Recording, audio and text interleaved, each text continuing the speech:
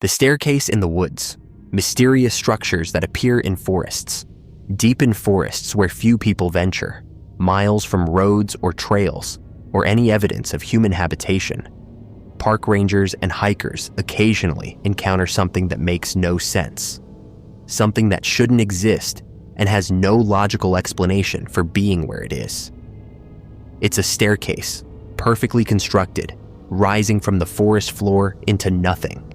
Steps leading up to empty air, as if the house they once served simply vanished while the stairs remained. They're not ruins in the traditional sense. They're not crumbling or overgrown or showing centuries of decay. They're often in remarkably good condition, made of wood or stone or metal, structurally sound, sometimes even looking recently built despite being in locations where no construction equipment could have reached them and where no foundations or other building remnants exist anywhere nearby. Just stairs, ascending from nowhere to nowhere, standing in the middle of wilderness as if they were waiting for something, as if they serve a purpose that we can't see, as if they're markers or doorways or traps created by intelligence that understands something about forest spaces that humans don't. Placed with intention, we'll never comprehend unless we're foolish enough to climb them and discover what happens when you ascend stairs that lead to nothing in places where they shouldn't exist at all. The phenomenon became widely known through accounts from search and rescue personnel, particularly stories shared online by park rangers describing the strangest things they've encountered during operations. Among the reports of bizarre disappearances, unexplained sounds, and disturbing discoveries, the staircases stood out for their specific wrongness. Rangers describe finding them in locations so remote that getting construction materials there would require helicopter transport. Yet there's no evidence of recent human activity, no tool marks that look modern, no trash or disturbance that accompanies construction sites.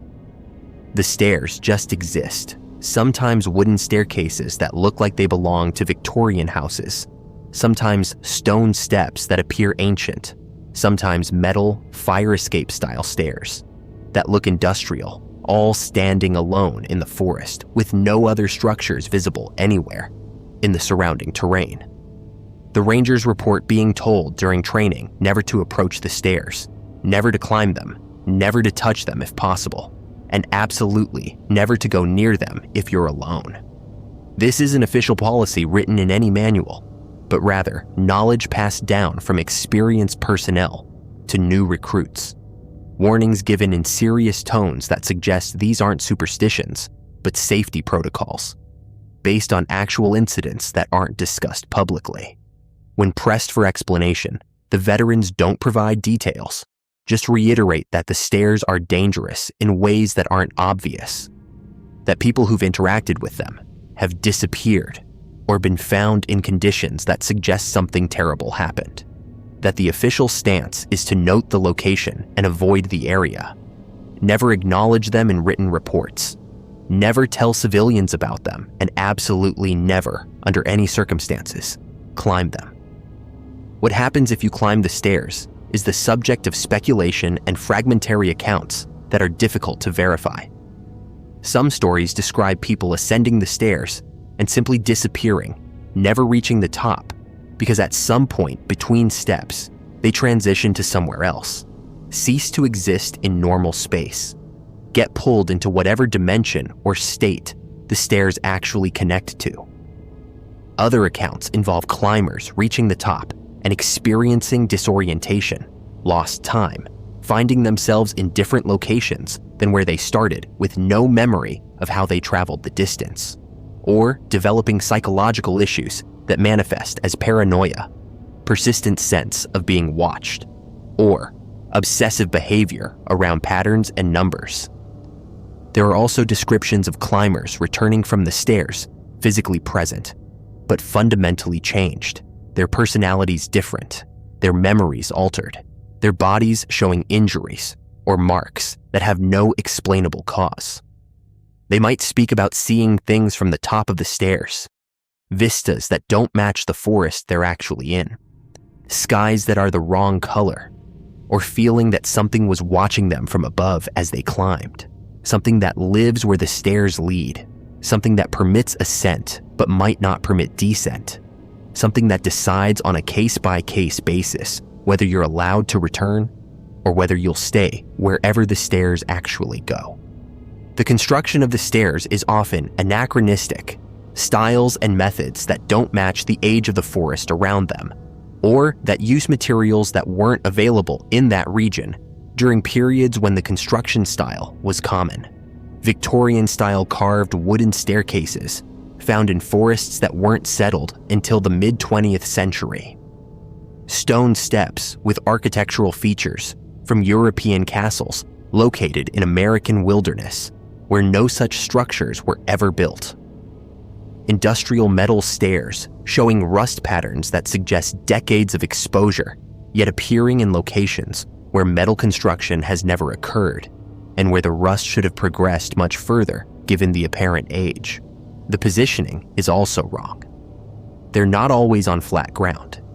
Sometimes they ascend from hillsides at angles that would make them useless for any practical purpose, starting partway up a slope and climbing at a pitch that suggests they were designed for a structure that was oriented differently than the terrain they now occupy.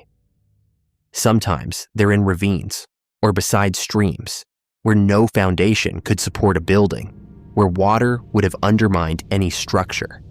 Yet the stairs remain stable and solid, despite lacking proper footings or connection to anything that would explain why they haven't collapsed. Animals avoid the stairs. Deer trails go around them rather than near them. Birds don't land on them. Insects don't build webs or nests in them.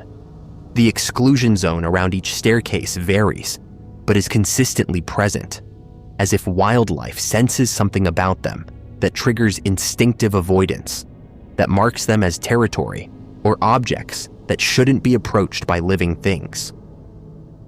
This animal behavior is one of the elements that most disturbs experienced outdoorsmen. Animals don't avoid human structures arbitrarily. They'll investigate and claim them if they're abandoned and unthreatening. The fact that wildlife treats the forest stairs as forbidden zones suggests the stairs are broadcasting something perceptible to animal senses, something that warns them away at an instinctive level that humans don't consciously register, but that manifests as the deep unease people report feeling when they encounter the stairs. The unease is universal in accounts. People describe immediate wrongness, feeling that they're seeing something they shouldn't, that the stairs are aware of being observed, that approaching them would be a terrible mistake. Some report auditory hallucinations or actual sounds, whispers, music, voices calling from the top of the stairs. Sounds that might be wind, but that have qualities suggesting intelligence or intention. Others experience visual distortions, the air around the stairs seeming to shimmer or shift. The stairs themselves appearing to move or change position when viewed peripherally. Shadows falling from them that don't match the sun position, or that suggest something standing at the top casting shadow, despite nothing being visible. There are theories attempting to explain the staircases within conventional frameworks. Some propose they're remnants of old homesteads or logging operations, that buildings once stood in these locations, and everything else has decayed or been removed while the stairs remained because they were built more robustly or from more durable materials. But this doesn't account for the lack of any other structural remnants, for stairs that appear too well preserved given how long they'd have to have been abandoned, or for locations that are geographically unsuitable for any kind of construction and where no historical records indicate human habitation. Others suggest they're art installations or pranks, structures built by people with access to helicopters, or who carried materials deep into wilderness as elaborate hoaxes. This explains the physical presence, but struggles with the expense and effort required, with the fact that many stairs have been there for decades, according to ranger testimony, with the consistency of locations being remote enough that perpetrating such hoaxes would require extraordinary commitment, and with the question of why someone would do this repeatedly in multiple national parks and forests without ever claiming credit or being caught. The paranormal interpretations are numerous and disturbing. Some believe the stairs are dimensional doorways, physical structures that exist in multiple realities simultaneously, looking like abandoned stairs in our dimension, but potentially complete structures in adjacent dimensions. Climbing them allows you to transition between dimensions, which is why people disappear or return changed. They've experienced other realities where the stairs lead somewhere, where they connect to buildings or locations that don't exist here, where whatever rules govern that dimension can affect the climber in ways that persist when they return. Others propose the stairs are markers or traps created by non-human intelligence, entities that live in forests and use familiar structures to lure or test humans. The stairs look human-made and abandoned, trigger human curiosity and the assumption that climbing them is safe, but they're actually designed to select for certain behaviors or characteristics, to identify humans who are curious enough or disobedient enough to climb them despite instinct warning them not to. What happens to those who climb might be abduction, might be testing, might be harvesting of some quality or substance that entity requires, or might be initiation into awareness of whatever exists in forests beyond human perception. There are also theories connecting the stairs to missing persons, particularly the missing 411 cases, documented by David Paulides, where people disappear in national parks under circumstances that don't match normal lost hiker profiles. Many disappearances occur in locations where stairs have been reported. Some bodies are found in positions or locations that are impossible to reach by normal travel, as if the person was transported. Some are found with minimal clothing despite having been properly dressed when they disappeared, or show signs of being outdoors for far longer than the timeline suggests, or are discovered alive with no memory of where they've been. Could the stairs be connected to these disappearances, serving as portals or transportation devices that move people through space in ways that leave them miles from where they vanished, or that move them through time, creating the timeline discrepancies? The warning from rangers to never climb the stairs might be based on specific incidents that are kept from public knowledge to avoid panic or lawsuits. If people have climbed stairs and died, or been injured in ways that suggest something beyond normal accidents, if they've disappeared completely, or been found in conditions that indicate they experienced something traumatic and inexplicable, then official policy would be to prevent future incidents by ensuring personnel avoid the stairs and don't draw public attention to them. The lack of written documentation would follow from the difficulties of officially recording something that shouldn't exist, and that would raise questions about what authorities know and aren't telling the public. Some experiencers report that the stairs feel inviting, that despite intellectual knowledge that they're wrong and dangerous, there's a pull to climb them, a sense that something important waits at the top, that ascending would answer questions or provide experiences worth the risk.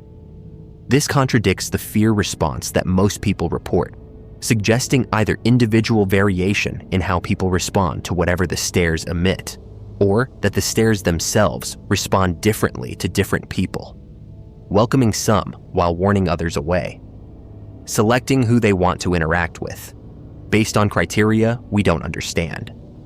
There are occasional reports of stairs appearing where they weren't before, as if they move or materialize rather than being permanent fixtures. A ranger might work an area for years and know every structure and feature. Then one day, encounter stairs in a location they've been past dozens of times previously, where no stairs existed. This transient quality, if accurate, would suggest the stairs aren't simply abandoned human construction, but something that operates according to different rules, that exists conditionally, or travels between locations. that manifests when and where it chooses, rather than remaining fixed in space. The psychological impact on those who've encountered the stairs but resisted climbing them is significant. Many report intrusive thoughts about the stairs afterward, wondering what would have happened if they'd climbed, feeling like they missed an opportunity or narrowly avoided a fate they can't define. Some have dreams about the stairs, nightmares where they're compelled to climb despite knowing it's dangerous, or where they watch others climb and disappear. The stairs seem to leave psychological imprints that persist beyond the encounter, as if seeing them creates a connection that doesn't break just because you walked away. Children who've encountered the stairs sometimes describe seeing figures at the top, people or entities beckoning, inviting them to climb. Adults usually see nothing but empty stairs, which raises the question of whether children perceive something that adults filter out, whether their less culturally conditioned perception allows them to see the truth of what the stairs are and what stands at their terminus, or whether the stairs use visual lures specifically designed to appeal to children who are more likely to obey the impulse to climb before rational fear intervenes. The pattern of where stairs appear is difficult to determine because rangers don't officially document them, and civilians who encounter them rarely report precise locations. But there seem to be clusters in certain regions, particularly in the Pacific Northwest, the Appalachians, and areas with significant Native American history, where indigenous accounts mention spirit worlds or dimensional boundaries in forests. Whether these locations have natural properties that make the stairs more likely to appear, or whether the stairs are concentrated there for other reasons, is impossible to determine without better data.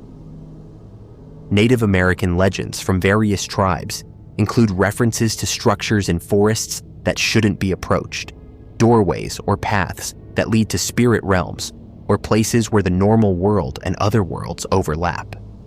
Some describe stairs or ladders as ways that spirits travel between worlds, or as tests that humans might encounter where climbing leads to transformation or disappearance. The stairs that rangers find could be manifestations of whatever phenomena these legends describe. Real structures that have always existed in forests, but that modern humans lack the cultural framework to understand, approaching them as mysterious artifacts rather than recognizing them as what indigenous traditions might identify as sacred or dangerous thresholds between realities. The question of why stairs specifically, rather than doors or holes or other portal-type structures, might relate to the human psychology of ascending. Stairs invite upward movement, suggest progression and achievement, trigger instincts to climb and see what's higher. A hole in the ground triggers fear and caution because descending into darkness activates survival fears. But stairs ascending trigger curiosity and the assumption that climbing is safe and productive. If the stairs are designed to attract or test humans, the staircase form is psychologically effective in ways that other portal designs wouldn't be. What lies at the top of the stairs, where they actually lead? What happens if you climb them fully, whether they're doorways or traps or tests, or simply structures whose purpose we can't comprehend because we lack the context to understand what they're part of?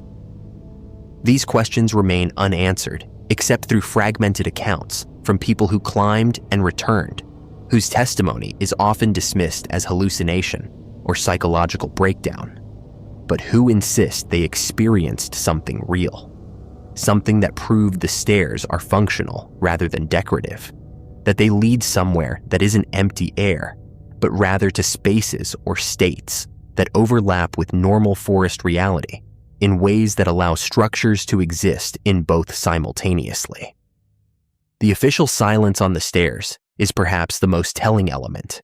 If they were simply abandoned homestead remnants, there would be no reason for the careful avoidance that rangers practice, no reason for the warnings passed along informally but never documented, no reason for the apparent policy of pretending they don't exist, rather than investigating or removing them.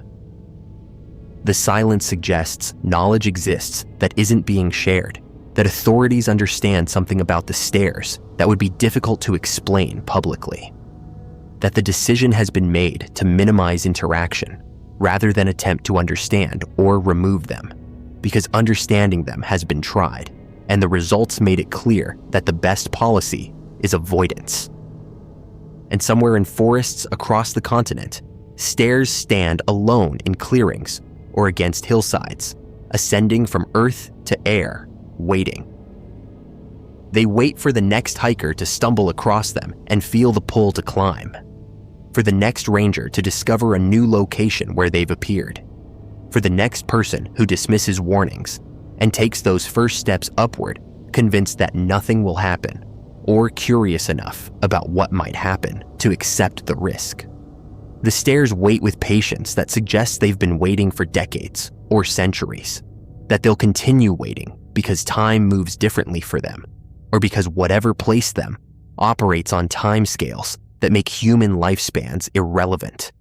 And eventually, someone always climbs, always takes the journey up those steps into empty air that might not be empty from the perspective of whatever reality the stairs actually occupy, and discovers what waits at the top, what purpose the stairs serve, what happens when you complete an ascent that should be impossible. But that thousands of stairs scattered through forests are silently, patiently inviting anyone who finds them to attempt, offering elevation to nowhere, as if nowhere might be somewhere we can't see, offering transit to destinations that exist in different dimensions or times or states of reality than the forest floor from which the steps rise, stairs that lead to answers.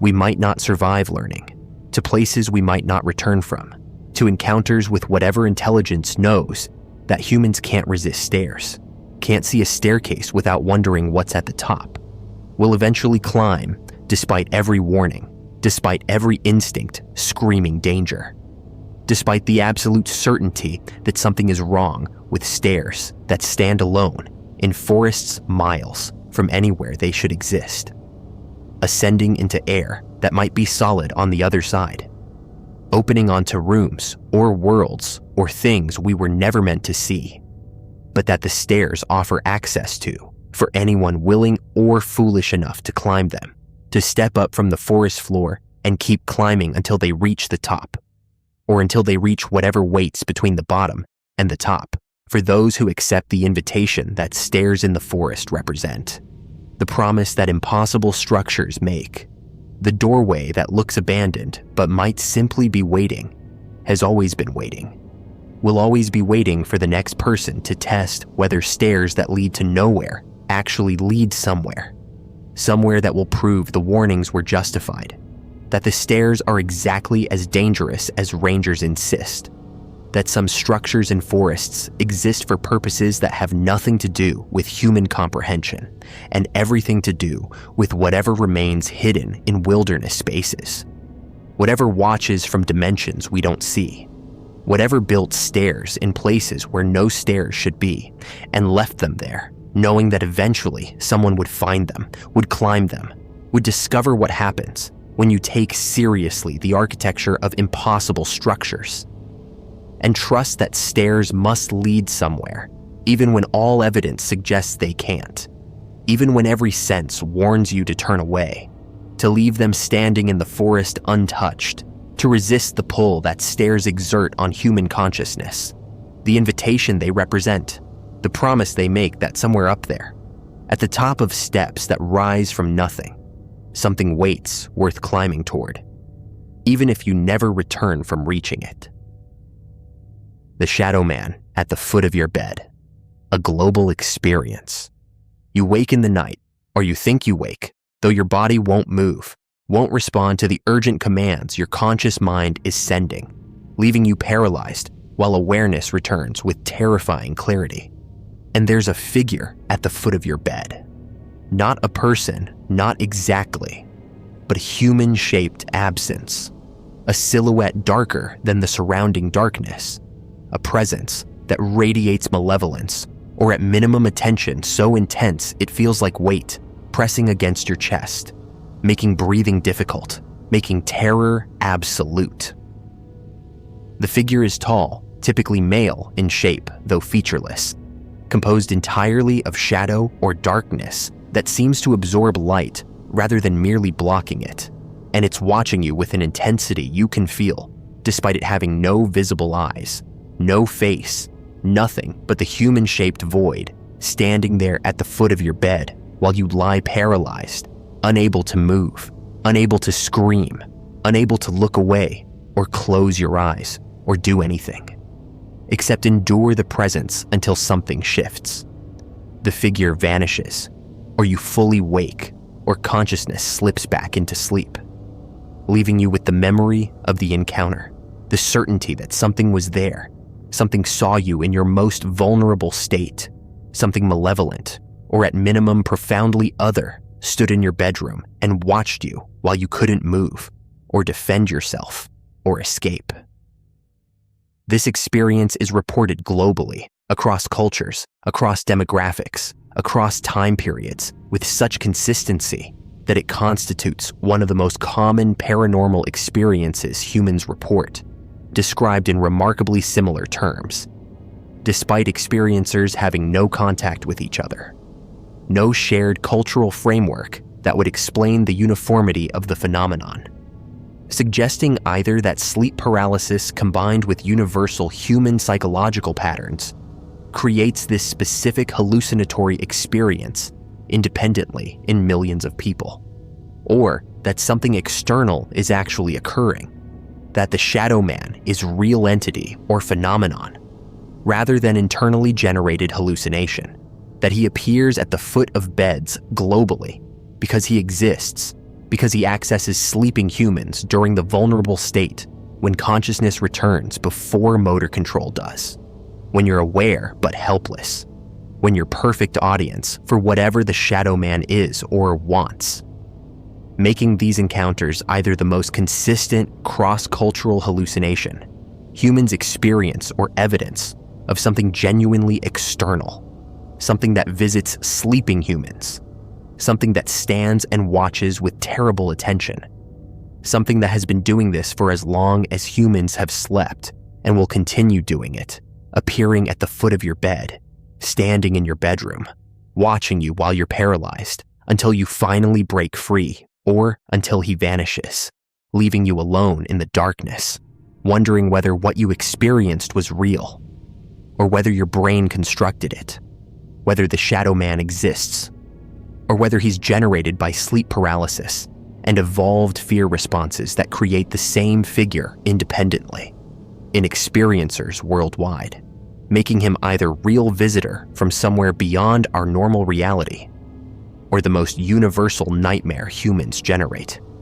The figure who stands at the foot of the bed, who watches from the shadows, who appears during sleep paralysis with such consistency that millions have seen him, have felt his presence, have experienced the specific terror of waking paralyzed with the shadow man in their room, standing there, watching, waiting, being whatever he is, hallucination, entity, consciousness phenomenon, dimensional visitor, or something else that doesn't fit categories we have. Something that makes the shadow man real in experience, even if not real in physical space, real in consciousness, even if not real in shared objective reality, leaving the question of what he is suspended between neuroscience and paranormal investigation, between sleep research and entity encounter, between the explicable and the mysterious, where the shadow man exists as he has always existed, at the foot of your bed, in the darkness, watching, waiting, present in the moment between sleep and wake when you're paralyzed and vulnerable and aware. The medical explanation for the shadow man is sleep paralysis with accompanying hypnopompic hallucinations, the state where consciousness returns before the muscle atonia that prevents acting out dreams has released, creating temporary paralysis while awareness is present, often accompanied by hallucinations that can be visual, auditory, or tactile, frequently including sensations of presence, pressure on chest, difficulty breathing, and feelings of intense fear or dread. Sleep paralysis is a well-documented phenomenon, occurring in approximately 8% of the population, at least once in their lifetime, more frequently in those with disrupted sleep schedules, sleep deprivation, narcolepsy, or certain psychological conditions. The hallucinations that accompany sleep paralysis are generated by the brain during the transition between sleep states, often incorporating threat perception because the paralysis itself triggers fear response.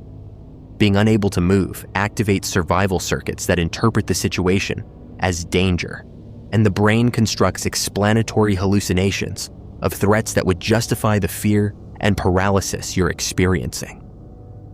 This framework explains the shadow man as internally generated figure, a hallucination that takes human-shaped form because humans are hardwired to detect human figures, particularly potential threats, making the hypnopompic hallucination default to humanoid shape that's perceived as threatening because the physiological fear response is already active from the paralysis itself.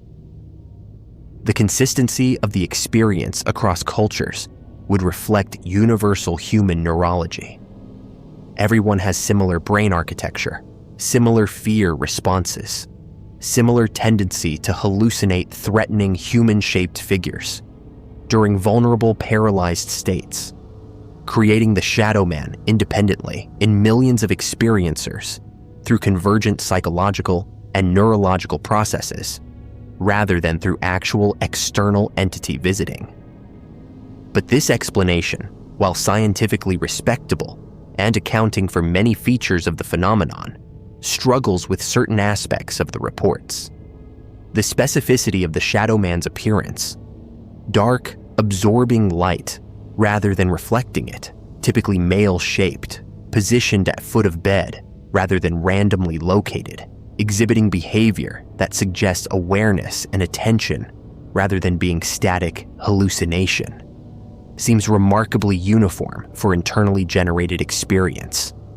Hallucinations vary widely between individuals, based on personal psychology, cultural background, recent experiences. Yet the shadow man appears in consistent form across these variables, suggesting either that the constraints of sleep paralysis hallucinations are tighter than we'd expect, narrowly channeling diverse human minds into producing very similar entities, or that something external is actually being perceived. The historical documentation of the shadow man predates modern sleep paralysis research. Accounts of malevolent entities appearing during sleep, sitting on chests, inducing paralysis and terror, appear in folklore globally. The incubus and succubus in European tradition, the old hag in Newfoundland, the kanashibari in Japan, various night attack spirits across indigenous cultures worldwide. These traditions describe experiences identical to modern sleep paralysis, with shadow man encounters, using cultural frameworks available at the time. Demons, spirits, supernatural assault, to explain what we now interpret through neurological frameworks.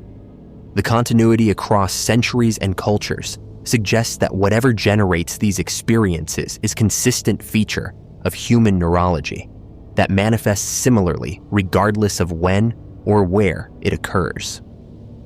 The commonality with the Hatman phenomenon is notable. Both are shadow figures encountered during altered consciousness states. Both are described as human-shaped darkness. Both generate profound fear responses. Some experiencers report distinct differences between the two. The Hatman has the distinctive hat, and sometimes coat, appears in various contexts beyond just bedroom encounters, while the shadow man is more specifically associated with sleep paralysis and bedroom appearances. Others report them as variants of the same phenomenon, with appearance details varying between encounters. Whether they're different entities or different cultural descriptions of the same experience remains ambiguous. The entity interpretation treats the shadow man as external being rather than hallucination, as something that exists independently, and that accesses humans during sleep paralysis when consciousness is partially disengaged from the body, creating vulnerability that allows the entity to become visible or present. In this framework, sleep paralysis isn't causing the shadow man hallucination. It's creating the conditions where an always present entity becomes perceptible, where the barriers that normally prevent humans from seeing entities that exist in adjacent dimensional or consciousness states temporarily weaken, allowing the shadow man to be seen or sensed by the sleeper who is caught between states, and therefore able to perceive what's normally hidden. This interpretation invokes various explanatory frameworks. The shadow man might be an interdimensional entity that exists in reality layers as parallel to ours, and that can access our dimension when human consciousness is in transitional state. He might be consciousness level, being rather than physically present, existing in minds or in collective unconscious, and manifesting when individual consciousness reaches states that allow his perception. He might be parasitic or predatory entity that feeds on fear or life energy, appearing during sleep paralysis because paralyzed, terrified humans provide optimal conditions for whatever sustenance he requires. Or he might be observer or monitor, entity tasked with watching humans for purposes we can't comprehend, taking advantage of vulnerable paralyzed state to conduct his observations. The malevolence versus neutrality question is significant.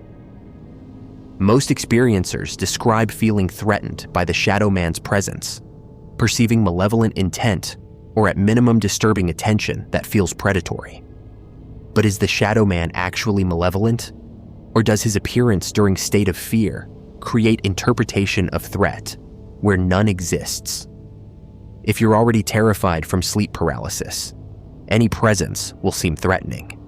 Any attention will feel malevolent, making it difficult to determine the shadow man's actual nature or intent, separate from the experiencer's fear state perception. Some accounts describe the shadow man moving, leaning closer, sometimes touching or creating sensation of pressure, or even sitting on the chest, consistent with incubus/old hag traditions of entity that physically oppresses the sleeper. These tactile elements might be hallucinatory. The pressure on chest is physiological effect of breathing difficulty during paralysis, interpreted as entity pressing down. Or they might represent actual interaction if the shadow man is external entity capable of physical or energetic contact with humans in paralyzed state. The aftermath effects vary. Most experiencers report fear that persists beyond the immediate encounter, reluctance to sleep, hypervigilance in their bedrooms, lasting sense of violation from having been watched in vulnerable state. Some report recurring encounters suggesting the shadow man returns. That initial experience creates connection or vulnerability that makes subsequent appearances more likely.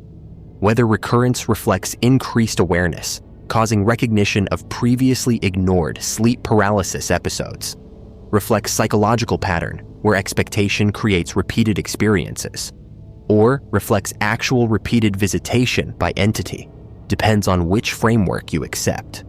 The attempts to interact with the shadow man are rare because paralysis prevents speech and movement, limiting interaction to mental engagement or attempts at communication through thought.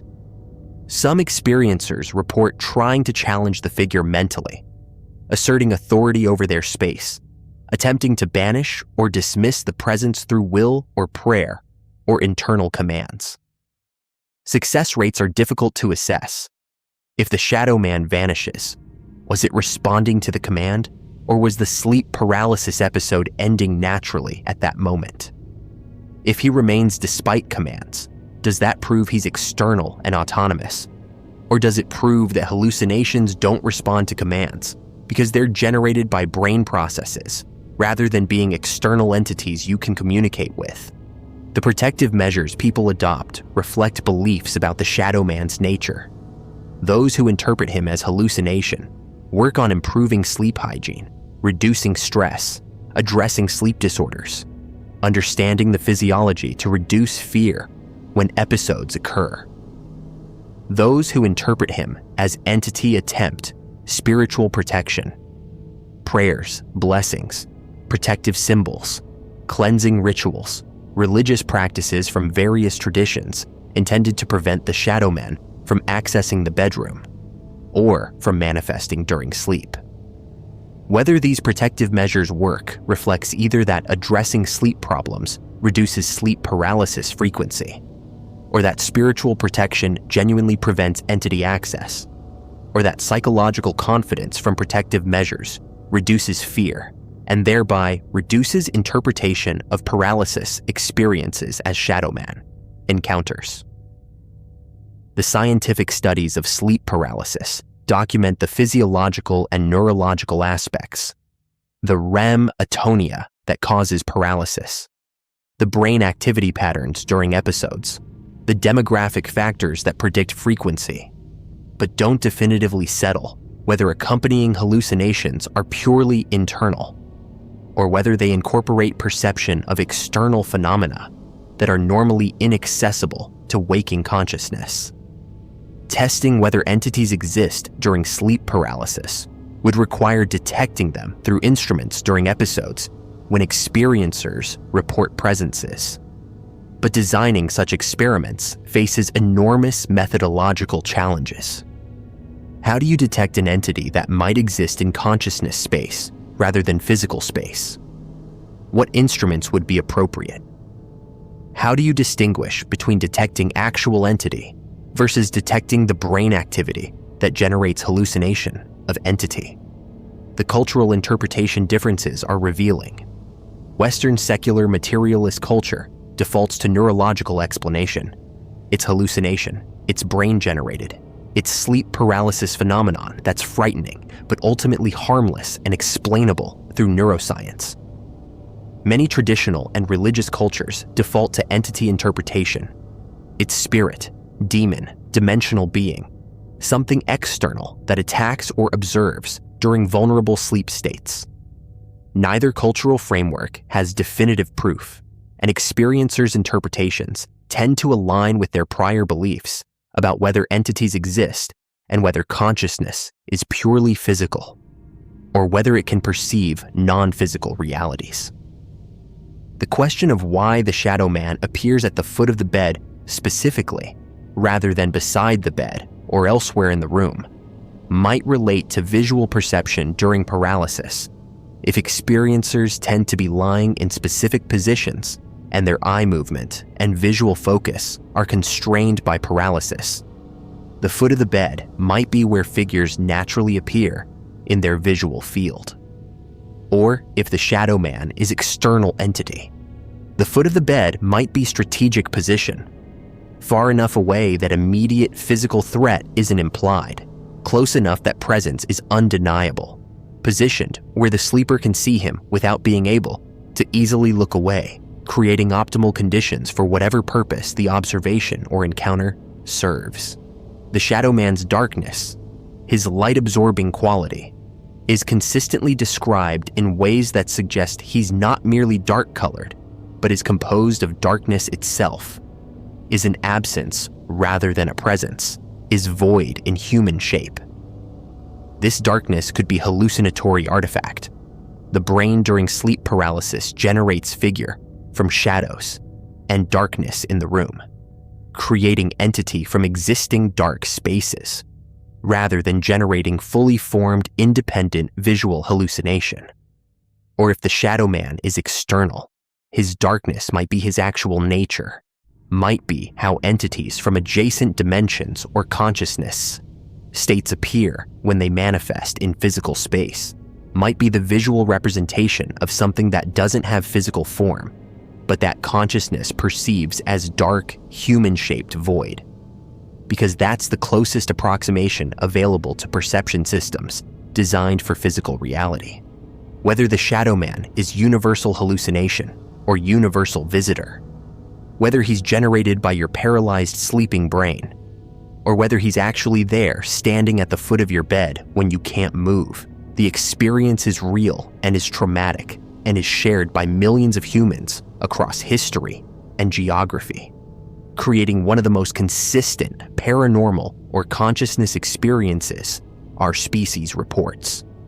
The Shadow Man exists in the space between sleep and wake, between consciousness and unconsciousness, between hallucination and perception, between internal and external, between the explicable and the mysterious, standing there at the foot of countless beds, watching countless paralyzed sleepers, being whatever he is: nightmare, entity, consciousness phenomenon, dimensional visitor, neurological hallucination, collective archetype, or something else that combines elements of all these explanations into something that our current frameworks can't fully capture, something that makes the Shadow Man real in experience, even if his metaphysical status remains uncertain, something that ensures that tonight, somewhere in the world, someone will wake paralyzed with the Shadow Man at the foot of their bed, standing in the darkness, watching with terrible attention that might be internally generated projection,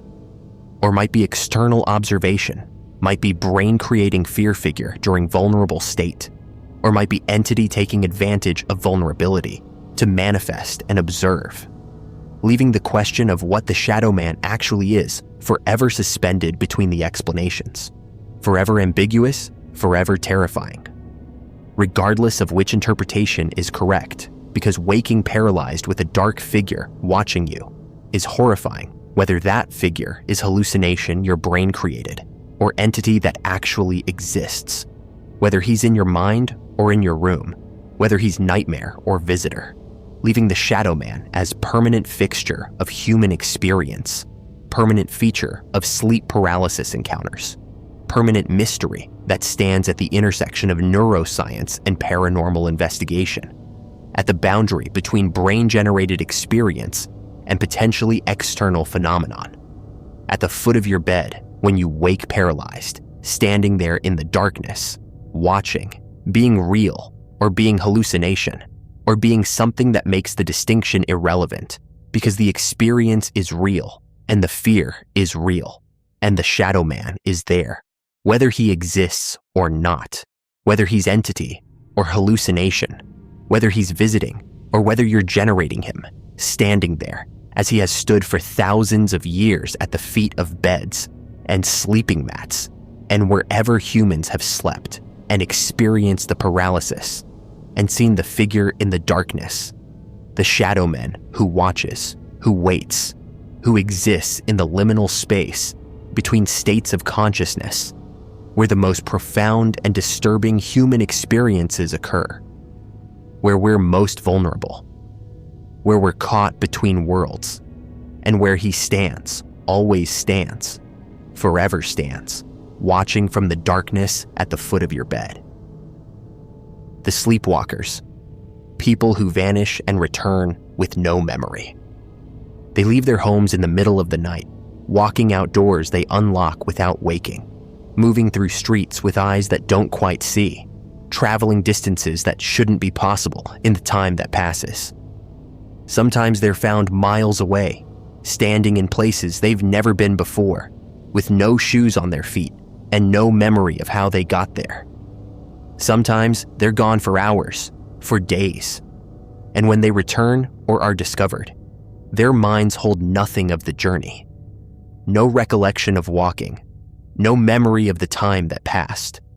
Just a gap, a void where hours or days of their life should be, and a terrible sense that something happened during that missing time, something they were made to forget, or something they're better off not remembering. These are the sleepwalkers, and what makes them different from ordinary somnambulism, from the medical condition where people move during sleep, is the distance they travel, the things they do while absent, and the disturbing evidence that something is calling them, pulling them out of their homes and their lives with purpose that remains hidden from their conscious minds. The phenomenon has been documented for centuries, but has intensified in recent decades. Or perhaps we're simply more aware of it now that surveillance systems and cell phone tracking make disappearances harder to ignore. A woman in her 30s leaves her apartment in Chicago at 2 a.m, security footage showing her walk to the elevator in her pajamas, barefoot, moving with the slow, deliberate gait characteristic of someone deeply asleep. She exits the building, walks 4 blocks, and then simply vanishes from camera coverage. 16 hours later, she's found in a field 40 miles outside the city, lying in wet grass, her feet torn and bleeding from walking on pavement, and then rough ground, with no memory of anything after going to bed the previous night. She doesn't remember leaving her apartment, doesn't remember the walk, doesn't remember the missing 16 hours. Medical examination finds her exhausted, dehydrated, but otherwise unharmed. Blood tests show nothing unusual. Brain scans reveal no abnormalities. She's a completely normal person who somehow walked 40 miles while unconscious and has no idea why. What separates these cases from standard sleepwalking is the complexity of behavior.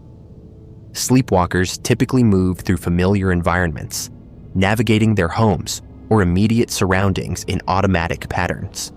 They might walk to the kitchen, might even perform simple tasks, but they don't usually leave the house, don't navigate traffic, don't travel miles through complicated urban geography, requiring dozens of decisions and course corrections. The sleepwalkers do all of this while appearing to be in some kind of trance state, moving with purpose, but without conscious awareness. They unlock doors, sometimes using keys or security codes they need to remember. They walk or sometimes drive, operating vehicles successfully enough to avoid accidents while having no memory of being behind the wheel. They reach destinations that seem to have significance, even though they can't consciously explain why they went there. The destinations themselves are often strange and troubling. Isolated locations with no obvious connection to the person's life. Fields or forests far from urban areas. Abandoned buildings, locations near water, lakes, rivers, coastlines. With the sleepwalker found standing at the water's edge as if they arrived at their intended destination and then simply stopped, waiting for something that never came or that did come but left no memory of its presence. Some are found in places that are actively dangerous, on cliff edges or train tracks, in positions that suggest they were brought to the very brink of death and then abandoned before the final step. What makes families and investigators most uneasy is when the sleepwalker is found in impossible locations.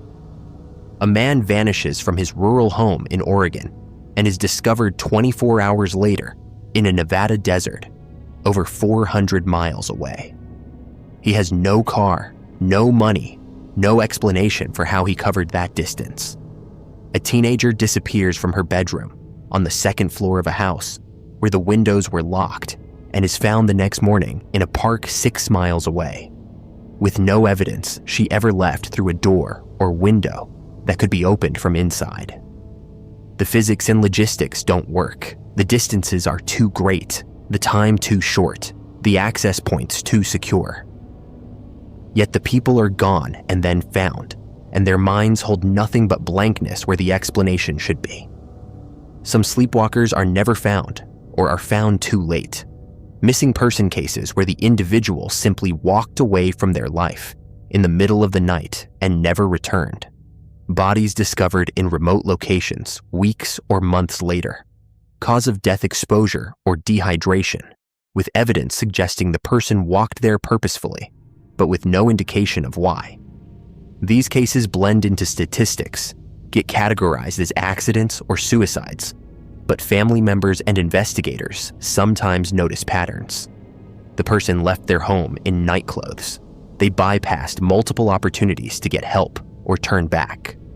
They moved toward a destination they had no known connection to, as if being guided or compelled by something that overrode their survival instincts and conscious will. There are also disturbing reports of what some sleepwalkers do during their episodes, activity that's too complex, too purposeful to be explained by unconscious wandering. A woman with no technical knowledge is found in her garage, disassembling electronic devices with tools she doesn't remember knowing how to use. A man wakes up in his car parked outside a house he's never visited, with a notebook in his lap filled with writing he doesn't remember producing, symbols and diagrams that mean nothing to his conscious mind, but were drawn with precision and apparent understanding. Children are found in rooms they never entered while awake, playing with toys arranged in patterns that seem to have meaning, speaking words in their sleep that adults later realize might be coordinates or codes. The phenomenon seems to run in families sometimes, suggesting possible genetic component. Multiple members across generations experiencing episodes where they vanish and return with missing time. But it also appears to cluster in certain locations, areas where multiple unrelated people have experienced sleepwalker episodes over years. Is there something about these places, electromagnetic anomalies, geological formations, proximity to facilities or installations, that triggers the phenomenon? Or are people in these areas being deliberately targeted by something that requires them to be in specific locations at specific times, using their bodies for purposes that leave no trace in conscious memory? The most terrifying accounts come from those who've had partial recall, fragments breaking through the amnesia barrier. A man in his 40s began having recurring dreams after a sleepwalker episode where he'd been found 10 miles from his home. In these dreams, he was walking down a road at night, but he wasn't alone. Figures moved alongside him, indistinct shapes that felt present even though he couldn't quite see them. They were guiding him, not forcefully but firmly, keeping him moving toward a destination. The dreams felt like memories trying to surface, his mind attempting to reconstruct what happened during the missing hours. Another woman described waking during a sleepwalking episode to find herself in a field she didn't recognize, paralyzed but conscious, unable to move or call out while lights moved in the sky above her. Then darkness came again, and when she next woke, she was in her bed, with only the dreamlike memory and dirt on her feet to confirm it hadn't been entirely imagination. These fragmentary memories share disturbing elements. Presence of others, though whether these are human, equipment, or entities, remains unclear. Lights, often described as bright and cold, illuminating without casting normal shadows. Examination or procedures, sensations of being studied or worked on. Physical inspections that leave no obvious marks but linger in body memory. Communication without words, information or instructions transmitted directly into the mind, bypassing language and producing compliance without conscious agreement. And always, the overwhelming sense that this is being done for a purpose, that the sleepwalker is serving a function during their missing time, completing tasks or providing services, or undergoing processes that remain completely hidden from their waking awareness. Medical science struggles to explain the phenomenon beyond superficial diagnosis. Yes, these people are sleepwalking in the technical sense that they're moving while not consciously aware. But the distance, complexity, and apparent purpose of their actions exceed anything normal parasomnia should produce. Brain activity during these episodes, when it's been measured through EEG monitoring in controlled settings, shows patterns that don't match either normal sleep or normal waking. It's a third state, consciousness operating in a mode that resembles neither sleep nor wakefulness, but something else, as if the brain has been shifted into a different operational frequency, where external guidance can be received and followed. Theories about what causes sleepwalker episodes range from neurological to paranormal. Some researchers propose it's a dissociative state triggered by trauma or stress, the mind separating from conscious awareness while the body continues functioning on autopilot, traveling to locations that have psychological significance the conscious mind refuses to acknowledge. But this doesn't explain the impossible distances, the access to knowledge or abilities the person shouldn't possess, or the clustering in certain locations and families. Others suggest electromagnetic influence, signals or fields that can trigger specific brain states and compel motor activity, essentially remote controlling human bodies through technological means.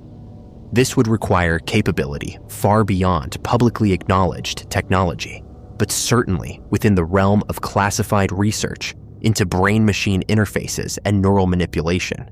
Then there are explanations that venture into territory most scientists refuse to consider seriously. That sleepwalkers are being summoned, called by entities or intelligences that require physical human presence for procedures or purposes we can't comprehend. The person is pulled from sleep into a trance state that allows them to be guided to specific locations where examinations or experiments are conducted, after which their memory is wiped and they're returned or left to be found. This aligns with alien abduction narratives, with the key difference being that sleepwalkers travel under their own power rather than being transported, as if the abducting intelligence prefers or requires the subject to come to them, rather than doing the collecting directly. Some of the most disturbing cases involve sleepwalkers who weren't alone when found. A couple in England both experienced episodes on the same night, waking up together in a church 10 miles from their home, neither with any memory of leaving or traveling. A family of 4 was discovered standing in a field in formation, perfect spacing between them, all facing the same direction, none with any recollection of how they got there or why they were positioned that way. Group sleepwalking shouldn't be possible. There's no mechanism in conventional understanding for multiple people to simultaneously enter trance states and coordinate complex travel and positioning. Yet it happens, suggesting external coordination, something that can affect multiple minds simultaneously and direct them toward shared purpose. There's also the question of what happens to sleepwalkers who are never found. How many people categorized as missing persons are actually sleepwalkers who traveled too far, who reached destinations they couldn't survive, or who encountered something during their episode that ensured they wouldn't return? The majority of sleepwalker incidents we know about are the ones where the person was found and documented. What about the ones where no one witnessed the departure, where the person lived alone, or no one checked on them for days, where they vanished into the night and the trail went completely cold? Are there communities of permanent sleepwalkers somewhere, people who never woke from the trance, who continue serving whatever purpose required them to leave their lives behind? The phenomenon has implications that reach into the core of autonomy and consciousness. If your body can be activated and directed without your awareness or consent, if you can travel miles and perform actions while your conscious mind is completely absent, then what does that say about the nature of consciousness and will? Are we truly in control of ourselves, or is conscious awareness a thin layer riding atop deeper processes that can be accessed and manipulated by those who know how? The sleepwalkers demonstrate that human bodies can be piloted remotely, guided to destinations, and made to perform tasks while the person inside remains unconscious. What percentage of our actions are genuinely autonomous? And what percentage might be influenced or directed by forces we don't perceive? Some victims of repeated episodes report growing fear of sleep itself, the dread of closing their eyes, knowing they might wake up somewhere else, somewhere dangerous, with no memory of how they arrived or what happened while they were there. They try to secure their environments, locks and alarms that should prevent departure, but somehow they still escape, still end up miles away when morning comes. The security measures fail or are bypassed, as if the compulsion overrides physical barriers, as if whatever pulls them out has the capability to ensure they reach the destination regardless of obstacles placed in the way. The missing time is perhaps the cruelest aspect. Hours or days of your life gone, erased, with only your exhausted body and possibly injuries or evidence of travel to confirm that time passed and you were active during it. What did you do? What was done to you? Who did you see or encounter? Your life has been edited, sections removed, and you have to live with knowing there's a gap in your existence that you'll never recover. For some, the not knowing becomes unbearable. They undergo hypnotic regression, desperately trying to recover the memories, and sometimes fragments return, flashes of light, sensation of movement, presence of figures, overwhelming sense of purpose or importance, but nothing that provides clear answers, only hints that make the mystery more disturbing. There are whispers about government interest in the phenomenon, researchers from military or intelligence agencies interviewing sleepwalkers, collecting data, trying to understand or perhaps replicate the mechanism. If human beings can be remotely activated and guided to perform tasks without conscious awareness or memory, the applications for intelligence operations are obvious. Imagine being able to turn anyone into an unwitting courier or observer, having them travel to specific locations, witness or retrieve specific information, and then return with no memory of the operation. They couldn't be interrogated because they genuinely don't know what they've done. They couldn't be compromised because they're unaware they've been used. The perfect asset is one who doesn't know they're an asset. Late at night, in quiet neighborhoods around the world, doors unlock from the inside. Figures in pajamas or nightclothes move through streets with eyes that are open but unseeing, navigating toward destinations they have no conscious intention of reaching. Some will be found in the morning, confused and frightened, their feet dirty and bleeding, their bodies exhausted, their minds blank where hours should be. Some will be found days later, miles away, with no explanation for their journey. And some will never be found at all, will simply vanish into the night and become statistics, missing persons whose families never learn that they walked away not by choice, but by compulsion, called by something that needed them elsewhere for purposes that remain forever hidden. The sleepwalkers move among us, ordinary people who occasionally become puppets, whose bodies are borrowed for tasks their conscious minds never authorize or remember. They are evidence that human autonomy might be far more fragile than we believe, that consciousness might be less in control than we assume, that we can be activated and directed by forces or intelligences that understand our neurology better than we do ourselves.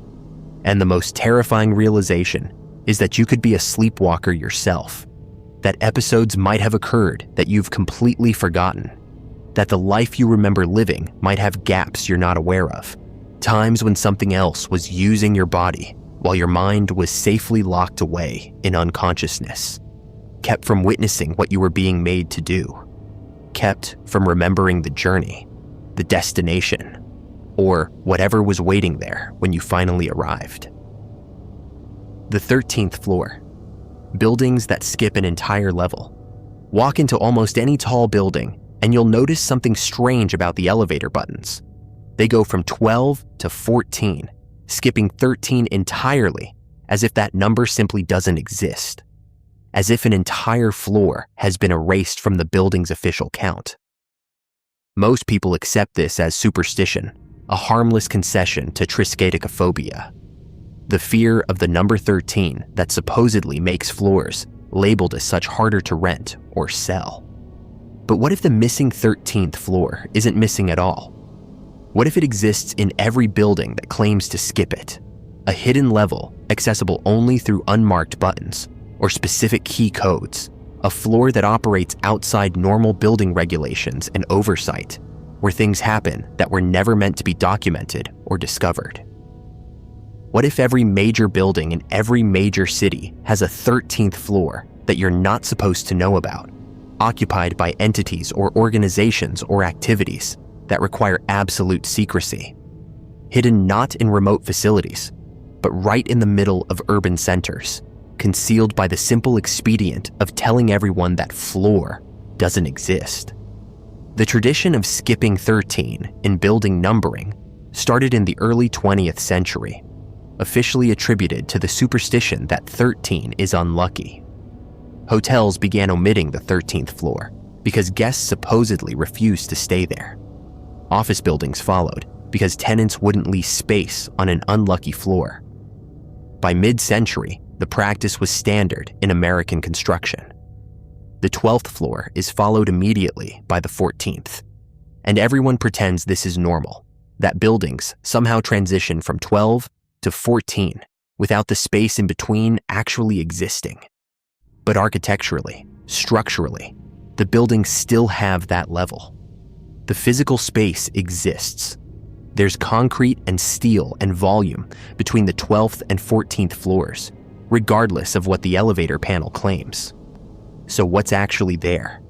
The simplest explanation that conspiracists offer is that the 13th floor houses building systems, mechanical rooms, HVAC equipment, electrical infrastructure, maintenance access. This is plausible and even verifiable in some structures where building plans show mechanical floors. But many buildings have dedicated mechanical floors elsewhere, listed honestly as such, with their utility purpose documented and accessible to engineers and maintenance staff. The 13th floor, when it's skipped, simply disappears from documentation entirely, as if acknowledging that physical space would be dangerous or revealing. No floor plans include it. No evacuation diagrams show it. It exists in the structural count, but not in the official building description. A gap in documentation that perfectly matches the physical gap represented by the missing number. There are accounts, difficult to verify but disturbingly consistent, from maintenance workers and security personnel, who claim to have accessed the actual 13th floor in buildings that officially don't have one. They describe finding unmarked elevator buttons that require specific key codes or override procedures. Buttons that aren't visible in normal operation, but that exist if you know where to look and how to activate them. When these buttons are pressed, the elevator stops at the missing floor, opening onto spaces that don't match the rest of the building's aesthetic or purpose. Government offices in commercial buildings, research laboratories in hotels, medical facilities or holding cells in residential towers, spaces that have clearly been occupied and maintained, but that serve functions completely disconnected from the building's official use. One former security guard described being called to investigate an alarm on what his display showed as floor 13, in a building that supposedly stopped at 12 and resumed at 14. He accessed the elevator override, pressed the unmarked button, and found himself in a corridor lit by different lighting than the rest of the building, fluorescent rather than the warm LED panels used elsewhere. The doors along this corridor had no numbers, only card readers, and through a door that was slightly ajar, he saw a room full of equipment he didn't recognize, servers or computers in configurations that looked medical or scientific, rather than related to any business function he knew the building housed. He reported the anomaly to his supervisor, who told him the floor was owned by a government contractor. Classified operations, not his concern. Never go there again without being specifically instructed. He was assigned to a different building within the month. The pattern repeats across testimonies. Maintenance staff who stumble onto the 13th floor, security personnel who accidentally access it, cleaning crews who are told certain floors are handled by specialized contractors and should never be entered. The spaces they briefly glimpse don't match what the building's public purpose would require. Office buildings contain medical equipment. Hotels have rooms that look like interrogation cells or monitoring stations. Residential buildings house technical infrastructure that suggests surveillance or communications interception far beyond what normal building management would need. And critically, the people working on these hidden floors, when they're encountered, don't engage with the accidental visitors. They don't explain what they're doing or why they're there. They simply ensure the intruder is escorted out and that access is prevented in the future. The theory extends beyond individual buildings to suggest this is systematic infrastructure. that major urban centers have a hidden level running through them, the 13th floors of all major structures, forming a network of concealed spaces that operate parallel to normal city function. Intelligence agencies, black project research, surveillance operations, storage of materials or information that can't be officially acknowledged, all potentially housed in spaces that exist physically but are edited out of official reality through the simple mechanism of declaring that floor number unlucky and omitting it from elevator panels and directory boards. It's hidden in plain sight, protected not by remote locations and armed guards, but by the psychological barrier of a cultural superstition that everyone accepts without questioning. The positioning is strategic. The 13th floor in a 20-story building is roughly 2/3 up, high enough to require elevator access, and far enough from ground level that casual observation from the street won't reveal what's happening inside, but not so high that building services become complicated, or that it's the most expensive real estate in the structure. It's the perfect location for operations that need to be physically present in urban centers, but can't be publicly acknowledged. And because the floor is officially skipped, there's no expectation that it should be accessible. No one questioning why they can't visit it. No tourists or building visitors wondering what's behind those doors, because the building claims those doors don't exist. Consider what could be done with that much concealed space across every major city. In New York alone, hundreds of buildings skip the 13th floor. If even a fraction of those physically existing floors are occupied by classified or clandestine operations, that's hundreds of hidden facilities in a single city, each potentially serving different functions. Surveillance hubs, monitoring communications traffic, storage for materials that can't be kept in official government buildings, meeting spaces for operations that require complete discretion, research laboratories conducting experiments that wouldn't pass ethical review, temporary holding facilities for individuals who can't be processed through normal legal channels. The network would be vast, distributed, and completely invisible to anyone who doesn't have access codes or override keys. The superstition itself might have been engineered or encouraged specifically to create this cover. Triskaidekaphobia existed before the building numbering convention started, but the consistent application of floor skipping across American architecture, beginning in the early 1900s, coincides with the expansion of federal government capabilities and the beginning of organized intelligence services. Was the practice adopted by a construction industry responding to tenant fears, or was it quietly encouraged and standardized to create systematic concealment for operations that required urban presence without public visibility? Once the convention was established, it became self-perpetuating. New buildings skip 13 because existing buildings do, because it's industry standard, because not doing it would be unusual. The original reason, if there was a coordinated effort to create hidden space, gets buried under layers of tradition and assumed superstition. Some researchers have noted that buildings which skip the 13th floor often show anomalies in their elevator timing. The trip from 12 to 14 takes slightly longer than the interval between other floors, suggesting the elevator is traveling the full distance, but the display is manipulated to hide the stop. Passengers don't notice because they're not paying careful attention to duration, and even if they did, slight variations in elevator speed are normal and expected. But careful timing reveals patterns. Elevators in buildings with skipped 13th floors consistently show extra travel time between 12 and 14 compared to the time between other consecutive floors.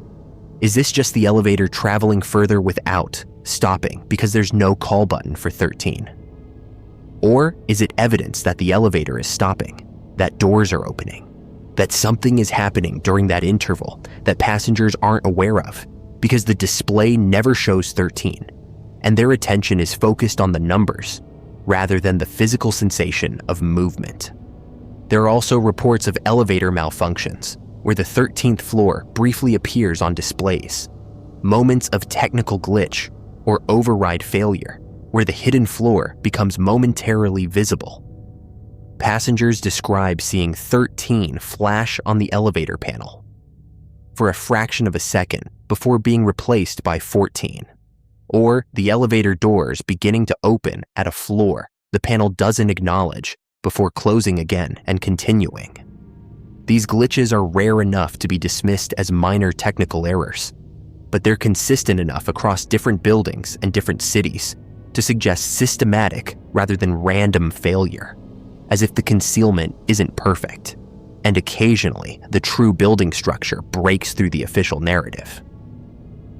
From a practical perspective, the security benefits of 13th floor concealment are enormous. No visitor logs, because visitors don't know the floor exists. No employees listing it as their workplace, because it's not in the building directory. No deliveries or mail, because there's no official address. The operations conducted there leave no trace in normal building records. No lease agreements filed with the city. No utility usage attributed to that specific floor. Everything is absorbed into the general building overhead, camouflaged by the overall power consumption and space utilization. An investigator trying to track whether something specific is happening in a building would have no reason to look for a floor that official building plans say doesn't exist. The few occasions when 13th floor operations have allegedly been exposed or acknowledged are quickly suppressed or explained away. A news story about government surveillance equipment found in a major urban building gets clarified that it was on the building's mechanical floor, with no mention that mechanical floors usually have their own designation, and that equipment was found in space the building officially doesn't count. Maintenance contracts mention servicing all floors, including mechanical spaces, without specifying which spaces those are, or whether they align with publicly accessible floors. The language is always carefully vague, creating plausible explanations that don't require acknowledging hidden levels. Children sometimes notice the discrepancy that adults have learned to ignore. They ask why the elevator goes from 12 to 14, where the 13th floor is, whether it's really just missing or if it's hidden. Adults give them the standard explanation about superstition, and most children accept this and stop asking. But some remember the question, carry it forward, and later realize that the adult explanation doesn't actually answer the architectural reality. The floor has to exist physically. Buildings don't skip levels structurally just because the buttons don't acknowledge them. The space is there, something occupies it. The question is what and why the answer requires pretending the space doesn't exist, rather than simply acknowledging it, serves purposes that are classified or proprietary. There's psychological conditioning involved in the acceptance of missing 13th floors. We're trained from early age to accept that superstition justifies gaps in logic, that something can officially not exist even though physically it must be present. This creates mental flexibility that extends beyond building numbering. If we accept one convenient fiction without questioning the underlying contradiction, we're more likely to accept other official narratives that don't quite match observable reality. The missing 13th floor becomes practice for accepting cognitive dissonance, for not asking questions about gaps in official explanations, for believing what we're told, even when direct observation suggests something different. In some buildings, the 13th floor is acknowledged but renamed, called the mezzanine, or given a letter designation, or folded into a split-level scheme that obscures the actual floor count. This variation suggests different approaches to the same goal, creating space that exists physically but isn't numbered or designated in a way that maps clearly to the building's apparent structure. You can't go to floor 13 because 13 doesn't exist, and you can't go to mezzanine level M because you don't have authorization. And the fact that mezzanine M happens to be positioned where floor 13 should be is just architectural coincidence, nothing worth examining too carefully. What makes the 13th floor theory particularly unsettling is its mundane plausibility. It doesn't require advanced technology or exotic physics. It's just careful numbering, cultural convention, and willingness to not ask questions about spaces we're told don't need acknowledgement. Every day, millions of people ride elevators through buildings where they travel past a floor they're not allowed to know about, where the elevator might even stop briefly to let someone on or off at a level that doesn't register on the display. And they never notice because they're trusting the numbers rather than paying attention to the physical reality of movement and space. If you're in a tall building right now, there might be a 13th floor directly above or below you. Equipment might be running there, people might be working there, operations might be proceeding there that you'll never learn about because officially that space doesn't exist. The floor isn't hidden in any exotic sense. It's not cloaked or dimensionally shifted. It's just not numbered, not acknowledged, not included in the count that visitors and tenants are shown. And that simple omission, that convenient fiction maintained through architectural convention and cultural superstition, creates perfect cover for activities that require urban presence but can't withstand public awareness. The 13th floor exists in every building that claims to skip it. The question is, what's happening there while everyone below and above goes about their daily business? Riding elevators that travel past secrets concealed not through sophisticated technology, but through nothing more than a missing button and a number that was declared unlucky long ago.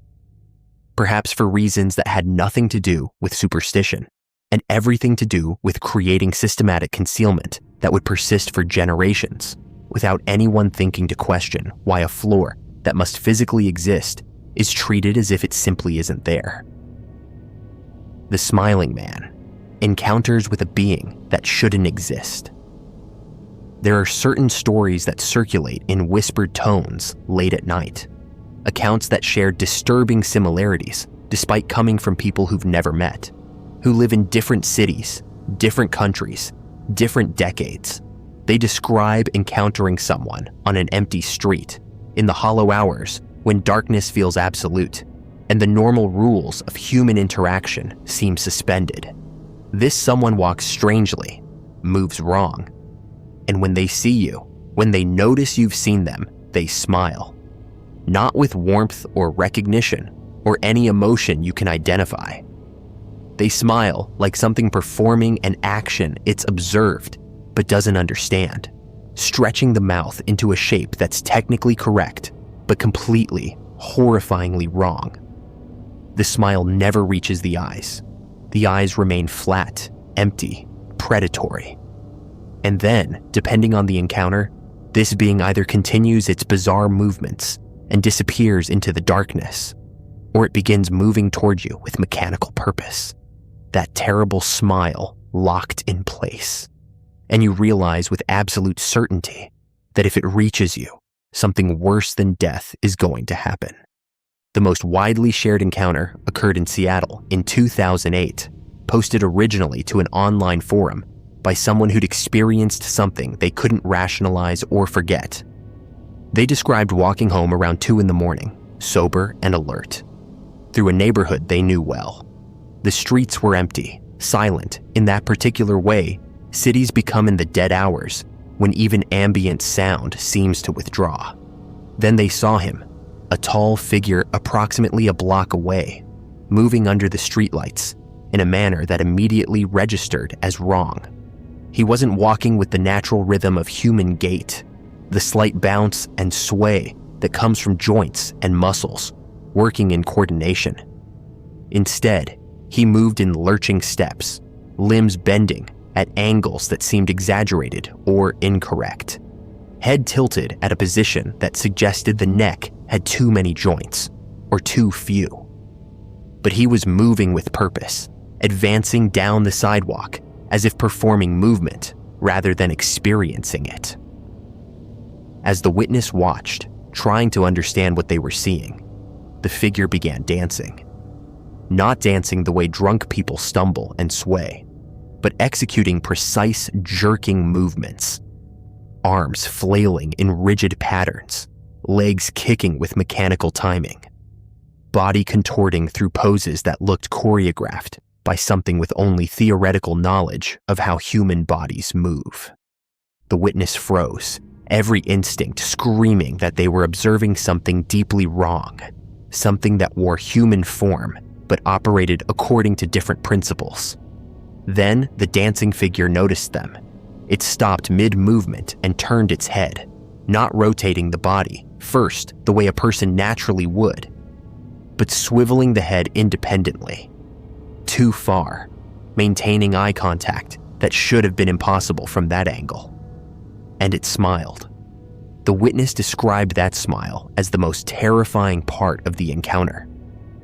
The mouth stretched wide, wider than seemed comfortable, showing teeth that were maybe normal or maybe too many, or arranged slightly wrong. The memory became uncertain, as if their mind refused to fully process what they'd seen. But the expression communicated nothing except the mechanical fact of smiling, the performance of an action divorced from any internal state that would generate it. The eyes above that grin remained completely dead, black in the streetlight, reflecting nothing. And then the figure began moving toward them, still maintaining that locked smile, limbs jerking in that wrong gait, advancing with clear intention. The witness ran. They described pure animal panic, overriding any rational thought, legs carrying them away as fast as possible, while their mind screamed warnings that they were being pursued by something that shouldn't exist. They didn't look back, couldn't bear to, terrified that they'd see that thing right behind them, that smile hovering in the darkness, impossibly close despite the distance. They ran until they reached their apartment building, fumbled with keys, while expecting at any moment to feel something grab them, and finally got inside and locked the door. Only then did they look through the window toward the street. Nothing. No figure, no movement, no sign that anything had been there at all. Just empty sidewalk under pools of streetlight, silent and ordinary, as if the previous 5 minutes had been hallucination except for the thundering heart and shaking hands that confirmed something had absolutely happened. But this wasn't an isolated incident. After the Seattle account was posted, others came forward with their own encounters, separated by years and geography, but sharing core elements that suggested they'd experienced the same phenomenon.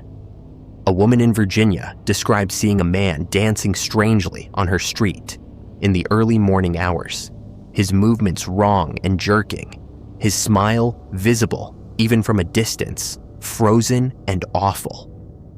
When she retreated into her house and watched through a window, he stood motionless for several minutes, staring at her home, before finally walking away with that same mechanical gait.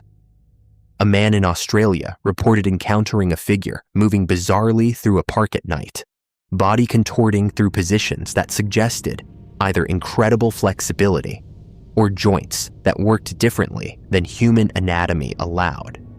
When the figure noticed him, it smiled and began approaching, and he fled without understanding why every instinct demanded escape from something that was technically just another person walking in a park.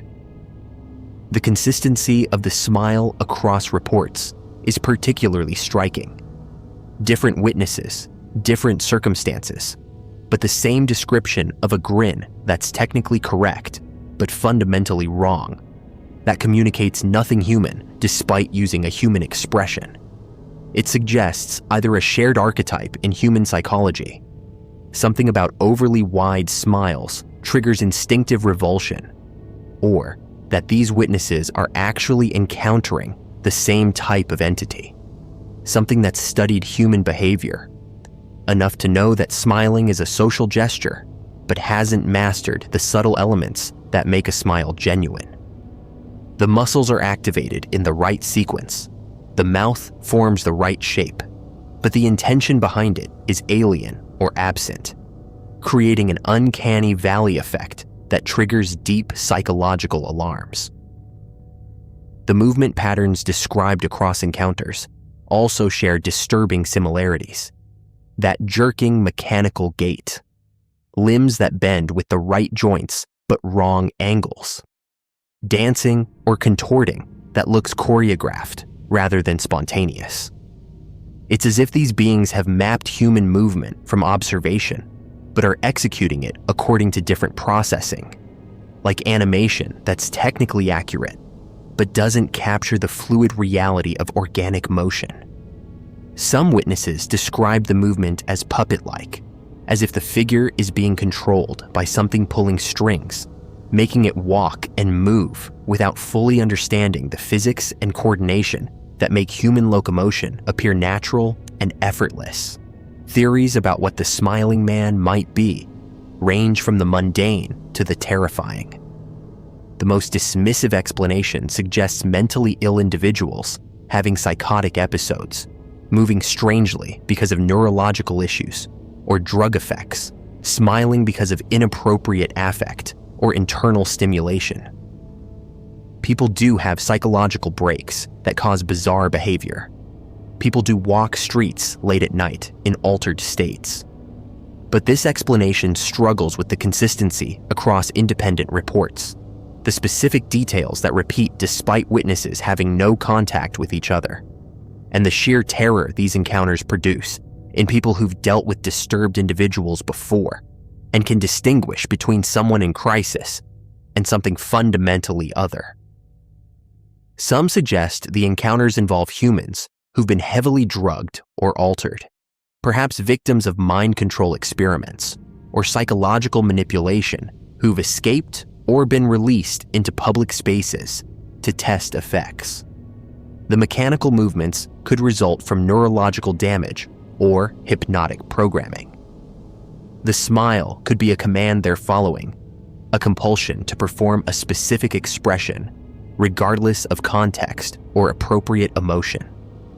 This theory positions the smiling man as victim rather than threat, someone whose humanity has been damaged or removed, leaving a shell that goes through motions without understanding. But it doesn't explain where these individuals come from, who's responsible for their condition, or why they're consistently released onto nighttime streets. Then there are explanations that abandon conventional frameworks entirely, that the smiling man is non-human intelligence wearing a human suit imperfectly, getting most details right but failing at the subtle elements that would make the disguise convincing upon close observation. The smile is an attempted greeting, a gesture copied from observing human interaction, but executed without understanding the emotional context that makes it appropriate. The strange movements reflect operating a body through remote control or unfamiliar interface, like a puppet master still learning how to coordinate the strings. When witnesses flee, the entity follows not from malice, but from curiosity or programmed response. Trying to complete an interaction it doesn't understand is terrifying its target. Other theories suggest interdimensional bleeding, moments when the barriers between realities thin and something from elsewhere slips through into our space. It exists partially in both realities, which is why its movements seem wrong. It's navigating two sets of physical laws simultaneously, making compromises that look bizarre from our perspective. The smile could be its natural expression, meaningful in its dimension, but horrifying in ours. Its awareness of witnesses and pursuit of them might serve purposes we can't comprehend. Collection of energy or information, curiosity about beings it encounters in this foreign reality, or malicious intent operating according to values completely alien to human ethics. There's also speculation about tulpas, or thought forms, entities created by collective belief and fear. The internet age allows stories to spread rapidly, and when thousands of people read about the smiling man, imagine him, visualize him walking through their nightmares. Perhaps they give him form. He becomes real through accumulated psychic energy, manifesting in places where belief is strong and conditions are right.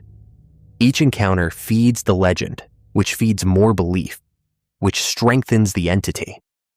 He exists in the space between story and reality, sustained by fear and attention, appearing to those who know about him, and are unconsciously summoning him through their dread of encountering him. The timing of many encounters, late at night, early morning, the hours between midnight and dawn, suggests something about conditions during that period, makes these manifestations more likely. Perhaps human consciousness operates differently in those hours, becomes more permeable to unusual perceptions, more able to see things that exist outside normal sensory range.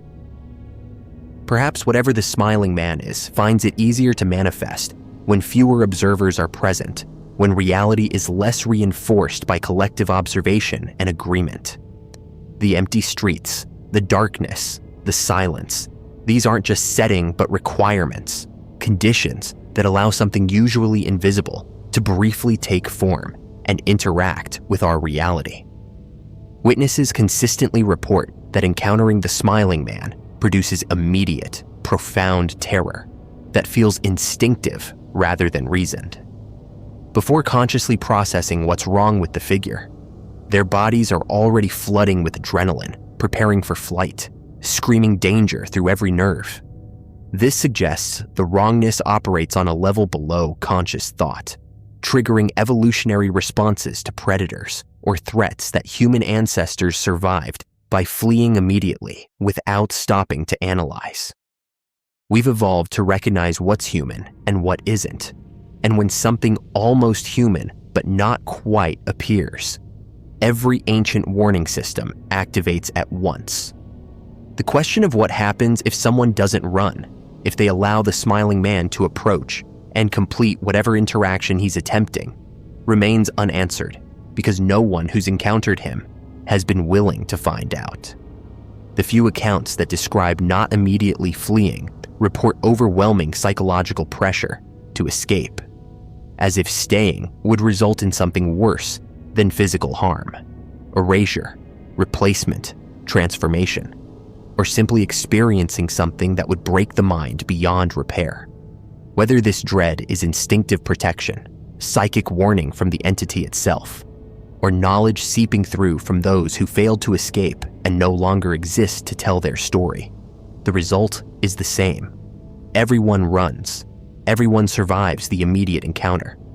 But what lingers afterward is the certainty that they glimpsed something that shouldn't exist, something that walks among us in the empty hours, wearing human form like an ill-fitting costume, smiling its terrible smile because it knows that's what humans do when they meet. But nothing about its performance suggests it means greeting or goodwill. Reports continue sporadically, scattered across years and continents. A figure dancing strangely in an empty parking garage in Toronto. A man walking wrong down a German alley at 3 a.m. Someone standing motionless in a Brazilian park, grinning at a passing jogger who felt compelled to sprint away, despite the figure making no move to follow.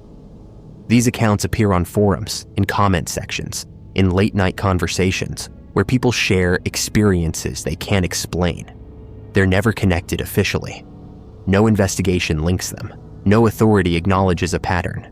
But those who know the stories recognize the elements, see the consistency, and understand that somewhere in the darkness, in cities around the world, the smiling man continues his inexplicable dance, continues his strange patrol, continues waiting for the next person to notice him, so he can turn that terrible grin in their direction and begin his jerking advance toward them through the empty streets, moving like something that learned human motion from instruction manuals, rather than lived experience, smiling because he knows that's what humans do, but has never understood why. The Paul Amadeus Dienach Chronicles, a man who woke up in the future. In 1921, a Swiss-Austrian teacher named Paul Amadeus Dienach fell into a year-long coma after complications from tuberculosis. When he woke in 1922, he appeared physically recovered but psychologically transformed in ways his doctors couldn't explain.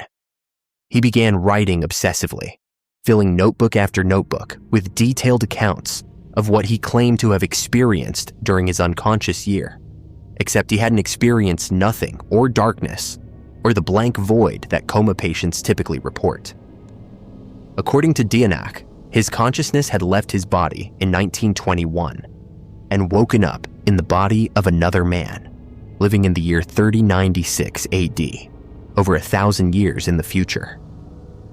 For that entire year, while his physical body lay comatose in a hospital bed in Geneva, his awareness had been living a future life, experiencing a world that humanity wouldn't reach for another millennium, learning about technologies and social structures and historical events that hadn't happened yet, but that he now remembered as if he'd lived through them. When his consciousness returned to his own time and his own body, he was left with complete memories of that future year, knowledge of what would happen to humanity over the next 1,000 years, and the burden of information he couldn't prove, and that most people would dismiss as elaborate delusion or fever dream, rather than genuine temporal displacement of consciousness into a future reality. Dianak knew he was dying. The tuberculosis that had caused his coma would kill him within a few years, and he had no time to waste trying to convince skeptics that his experience was real. Instead, he focused on documenting everything he'd learned, writing detailed journals about the future he'd witnessed, describing it in terms his 20th century perspective could understand, while struggling with concepts and technology so advanced that he lacked the vocabulary to properly articulate what he'd seen. The journals described a world utterly transformed from his own time. No more nations in the way he understood them. No wars or conflicts of the type that had recently torn Europe apart in World War I. A global civilization that had transcended many of the problems that plagued humanity in Dianak's era. But the path to that future was anything but peaceful, and the knowledge he brought back included warnings about catastrophes and transformations that humanity would have to survive before reaching the enlightened state he'd witnessed. Before his death in 1924, Dianak entrusted his journals to his student in Greece, George Papachazis, asking him to translate them from German to Greek and to share the knowledge with those who might understand its significance. Papachazis initially thought the journals were a novel, an elaborate science fiction work his teacher had been writing. Only after Dianak's death did Papachazis discover the claim that the contents were actual memories from the future rather than fiction. He spent decades studying the journals, eventually publishing them in Greece in 1972, under the title Valley of the Roses, where they became underground classics in Greek metaphysical circles, while remaining almost unknown in the broader world. The text described in extraordinary detail a future history spanning from Dianak's time to the year 3096, covering wars and technological revolutions and social transformations that would reshape humanity completely, culminating in a society that had achieved what Dianak could only describe as a higher state of consciousness, where humans had evolved beyond their current limitations into something greater. The future Dianak described began with darkness before reaching enlightenment. The 20th century would be catastrophic. He foresaw another world war even more devastating than the first, conflicts that would threaten human survival, technologies emerging that could destroy civilization.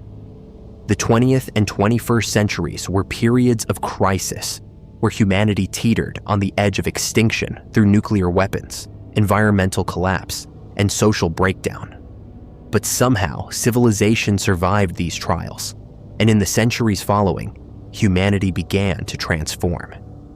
The nation-state system collapsed, replaced by global governance that actually worked because it emerged organically from necessity, rather than being imposed by conquest. Technology advanced to points where material scarcity became obsolete, where energy was abundant and clean, where disease and aging were controllable, if not entirely eliminated. But the most significant transformation wasn't technological. It was consciousness itself. Dienach described that somewhere around the year 2400, humanity underwent what the people of the future called the Great Realization, a species-wide shift in awareness where large numbers of people began to experience consciousness differently, to perceive reality in ways that transcended normal sensory experience, to access information and states of being that previous generations would have considered supernatural or impossible. This wasn't religious rapture or mystical ascension, but rather an evolutionary development, the next stage in human consciousness that had been latent in the species and that environmental conditions and deliberate efforts finally activated. By the time Dienach's consciousness arrived in 3096, this enhanced consciousness was normal, and he found himself in a body and society where people could do things with their minds that would seem like magic to 20th century humans. The society of 3096 operated on principles that Dienach struggled to explain to his contemporary readers. Work as he knew it didn't exist. Automation and advanced technology handled material production, and humans engaged in pursuits that were creative, exploratory, and developmental, rather than subsistence-focused. Education consumed decades of each person's life, not because they were learning job skills, but because they were developing consciousness and capacity, becoming more than their baseline human nature allowed. People lived centuries rather than decades, their bodies maintained by technologies and practices that Dienach couldn't fully comprehend, but that had turned aging into a manageable condition rather than an inevitable decline toward death. Government as Dienach knew it was absent. There was global coordination and decision-making, but it functioned through consensus and shared consciousness rather than through representatives and voting. When humanity needed to make collective decisions, those with developed consciousness could merge awareness temporarily, accessing a form of group mind that allowed understanding of all perspectives simultaneously, making decisions that reflected genuine collective will rather than majority overriding minority. This social technology, this ability to temporarily unify consciousness for decision-making, eliminated many of the conflicts that plagued earlier eras because decisions weren't made by forcing one group's will on another, but by finding solutions that actually integrated everyone's needs and perspectives. Crime and violence were essentially non-existent, not because of punishment or enforcement, but because the consciousness shift had altered human nature at a fundamental level. The drives that created conflict, territorial aggression, resource competition, status anxiety, had been transcended or redirected into channels that didn't harm others. People still had individual desires and goals, but the framework in which they pursued them had changed so dramatically that behaviors Dienach's era considered inevitable. Parts of human nature simply didn't occur anymore. Murder, theft, assault. These belonged to humanity's past, to the consciousness state that people in 3096 had evolved beyond. Dienach described being treated as a medical curiosity during his time in the future. The man whose body he'd woken into had been in a coma, and when Dienach's consciousness from the past animated it, the people of the future realized something extraordinary had occurred. A consciousness from 1,000 years ago, years earlier, had somehow projected forward through time and inhabited one of their contemporaries. They studied him gently, interviewed him about his era, and helped him understand theirs, treating the situation as a rare opportunity to understand humanity's past through someone who'd actually lived it.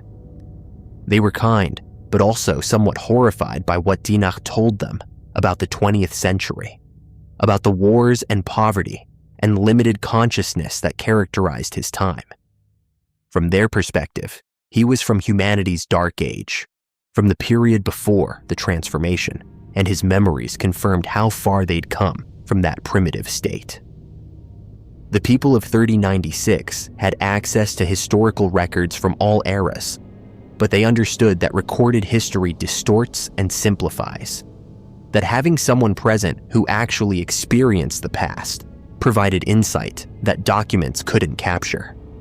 They asked Dynach about emotional states, about how it felt to live in a world of nations and wars, about what consciousness was like before the Great Realization. His answers apparently filled gaps in their understanding of their own history, confirmed some things, and contradicted others, gave them personal testimony about an era they knew intellectually, but couldn't fully comprehend experientially. The question of how Dynach's consciousness traveled through time was never fully answered to his satisfaction. The people of the future theorized that his near-death state during the coma had somehow freed his consciousness from its normal temporal anchoring, allowing it to drift forward along his timeline to a point where a suitable vessel, the comatose man in 3096, was available to receive it. This kind of temporal consciousness displacement was rare, but not unknown to them. They had records of similar cases throughout history, instances where consciousness seemed to slip between times, during states of profound physical distress or transition. They couldn't control or replicate the phenomenon, couldn't send him back deliberately, but they understood it as a natural, if uncommon, occurrence when consciousness became untethered from the body. When Dynach's year in the future ended, when his consciousness returned to his own time and body in 1922, the transition was instantaneous from his perspective. One moment, he was in 3096. The next, he was opening his eyes in a Geneva hospital with doctors and nurses celebrating his emergence from the coma. But he brought back memories of an entire year lived in the future, knowledge of humanity's trajectory, awareness of what was coming and what humanity would have to survive before reaching the enlightened state he'd witnessed. The burden of this knowledge was immense because he had no way to prove it, no way to demonstrate that his experiences were genuine rather than elaborate coma dreams or neurological misfiring. The journals he wrote were his attempt to preserve the knowledge, to leave a record that might be useful to future generations, even if his own contemporaries dismissed him as delusional. He described technologies that wouldn't be invented for centuries, social structures that would seem impossible to people in the 1920s, evolutionary developments in human consciousness that his era had no framework to understand. The text is remarkable for its consistency and detail, for the coherence of the future world it describes, for the careful thought given to how society would function under conditions so different from the 20th century baseline. Skeptics point out that Dynach's future is suspiciously utopian, reflecting the hopes and dreams that someone from the aftermath of World War I might project onto a distant future rather than realistic prediction of how humanity would develop. The absence of specific technological details that could be verified, the focus on social and consciousness developments that are unfalsifiable, the convenient fact that most of what he describes wouldn't occur until long after anyone reading the journals would be alive to check, all suggest that the journals are either conscious fiction or elaborate confabulation produced by a damaged brain during extended unconsciousness, rather than genuine memories from the future. But defenders of Dynach's authenticity note elements of his account that don't fit the standard wishful thinking pattern. He doesn't describe the future as perfect. There are still challenges and conflicts, just operating at higher levels than his era understood. He includes warnings about catastrophes that humanity would face, some of which seemed implausible when he wrote them, but that subsequent history has made more credible. His description of the Great Realization as an evolutionary shift in consciousness, rather than religious salvation or technological transcendence, is unusual for his era, more aligned with concepts from Eastern philosophy and modern consciousness studies than with the prevailing Western religious or materialist frameworks of the 1920s. The question of whether human consciousness can actually travel through time, whether Dienach genuinely experienced what he described, or whether the journals represent elaborate fiction or trauma-induced hallucination, can't be definitively answered unless the future he described actually arrives and can be compared to his account. We're still centuries away from 3096, still experiencing the early stages of the trajectory he outlined, unable to confirm or deny the specific details of the society he claimed to witness. But some elements of his account have proven prescient. He foresaw global governance emerging from necessity, technological developments that would transform society, consciousness research becoming legitimate science rather than dismissed mysticism. Whether these are lucky guesses or genuine memories from a future he actually visited remains contested. The journals remain obscure outside Greece, never achieving widespread attention in the English-speaking world despite their remarkable content. They exist in a liminal space between fiction and prophecy, between dismissed curiosity and potentially significant testimony about humanity's future. For those who believe Dienach actually experienced what he described, the journals are a roadmap showing where humanity is headed, the trials we'll face, and the transformation awaiting us if we survive. For skeptics, they're interesting science fiction written by a dying man with tuberculosis who spent a year in a coma and emerged with damaged cognition that produced elaborate false memories he genuinely believed were real. What makes the Dienach Chronicles different from other claims of time travel or prophetic vision is the specific mechanism, not physical time travel or mystical revelation, but consciousness displacement during coma, a phenomenon that, if possible, wouldn't require exotic physics or divine intervention, but rather represents an edge case of consciousness studies, a rare occurrence when awareness becomes untethered from its normal temporal position. If consciousness isn't strictly produced by the brain, but rather filtered or focused through it, then damage to the brain or near-death states might temporarily release consciousness from its usual constraints, allowing it to drift temporally before reconnecting to the body when physical conditions stabilize. This framework makes Dienach's claim slightly more plausible than traditional time travel stories because it doesn't require paradoxes or machinery or violation of causality. His consciousness observed the future but couldn't change it, couldn't interact in ways that would create grandfather paradoxes or bootstrap paradoxes. He was a passive observer experiencing a year of the future through a borrowed body before returning to his own time with memories that he then spent his remaining years documenting.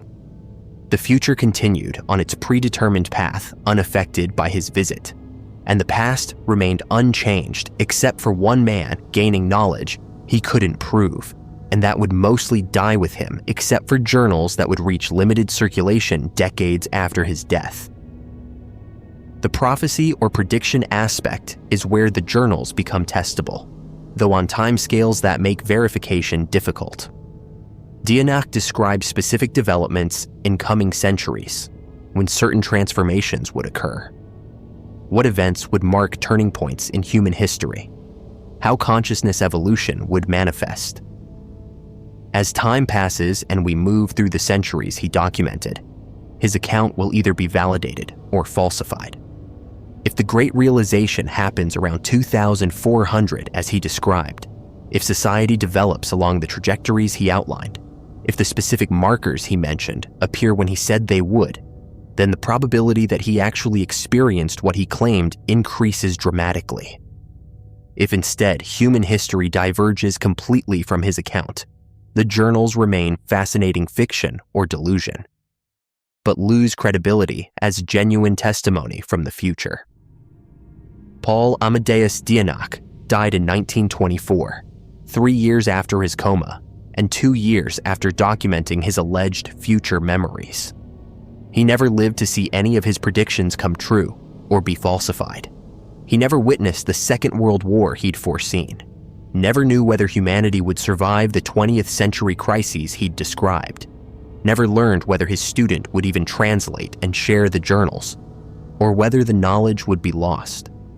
He died with certainty that he'd experienced something extraordinary, with memories of a year lived 1,000 years in the future, with knowledge of where humanity was headed if it could survive the journey, and with the burden of being unable to prove any of it to a world that would mostly dismiss him as confused or mentally damaged by his year-long coma.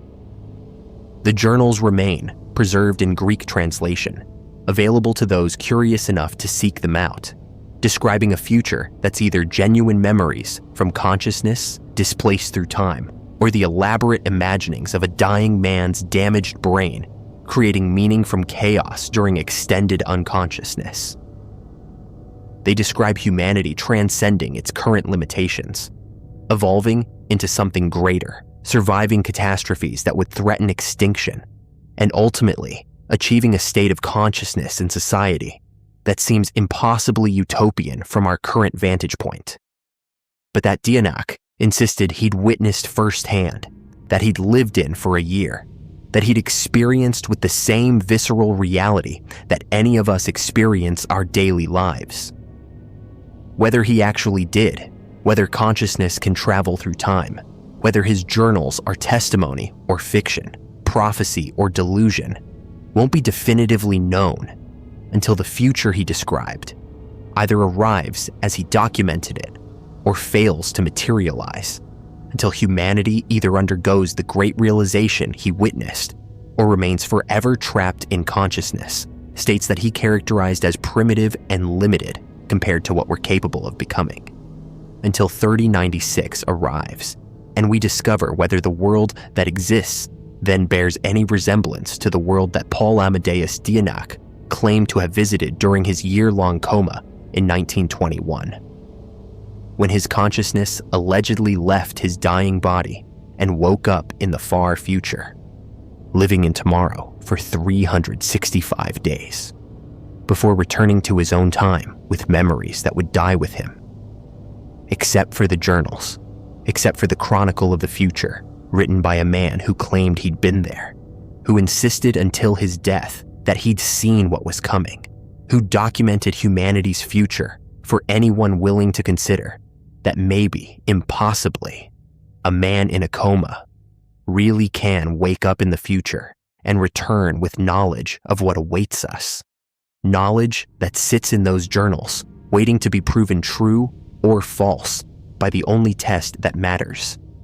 The passage of time itself carrying humanity forward toward the year 3096, when we'll finally know whether Paul Amadeus Dianak really did wake up in the future, or whether he was just a dying man dreaming of what might be, hoping for transformation, imagining enlightenment, and leaving behind a testament to either genuine temporal consciousness displacement or to humanity's eternal desire to believe that we're destined for something greater than what we currently are, that the future holds transcendence rather than extinction, that if we can just survive the trials ahead, we'll become something remarkable, something he claimed he'd already seen waiting for us 1,000 years from now.